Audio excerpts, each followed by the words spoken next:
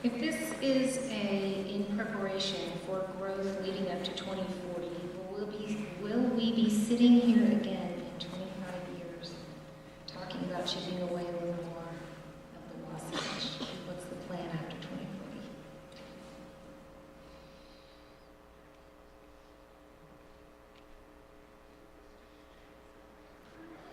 I hope not, I guess.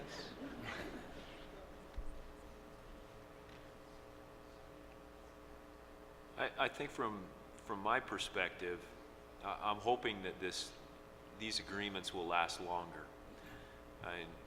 Nothing, if you studied a lot of biology and you studied the ecosystems that we manage, nothing is ever set in stone. Even stone isn't set in stone when you look at it. None of this is going to last forever. My hope is that we can create a system and a series of agreements that will last longer than just 25 years. That we have an engaged citizenry, that we have an engaged agency, and that we have everybody along those lines that are looking at what experience do we want to continue to have in these areas. And I think that we will probably see an increased level of protection as we go along with the pressures that we have. We've seen these canyons change tremendously. If you looked at these canyons and the condition they were in the late 1800s and early 1900s, they are in much better condition now, even with the development we have, much better condition than they were at that time. And I think we'll be able to make even better informed decisions as we continue to go. We'll have more knowledge of the resources that we have in those areas. And I think that we'll be able to continue to look at these areas, to have discussions, and hopefully move forward with how we protect the resources and the recreation experiences that we want to have.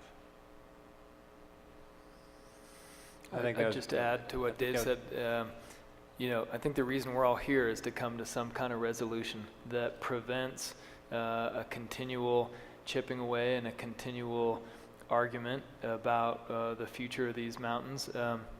They're important to all of us, and we're often on different sides of that argument, but they're important to all of us for different reasons, and I think it only benefits the entire group if we can come to a resolution that prevents just the chatter and continual bickering about what's going to happen here. We need to find a compromise sooner than later, so we can all move forward, I think. Yeah, I think our goal here is really to come up with something that's lasting. Permanent's a long time, so it's hard to know what the future is going to look like. But on all sides of the equation, there's a benefit to coming up with some certainty. Certainly on the economic side, knowing what you're going to look like, what your boundaries are going to be, what your transportation system is going to look like, that has a tremendous value. And from an environmental side, there tends to be erosion over time. You can hold a hard line, but there will be lawsuits, there will be fights, and you will lose some of those. And what we've seen on the Wasatch Back is when we lose those, you end up with zoning by litigation, which is not ideal by any means. So I think the whole reason why we're all at the table is we see a window of opportunity to put some things in place that will last for a very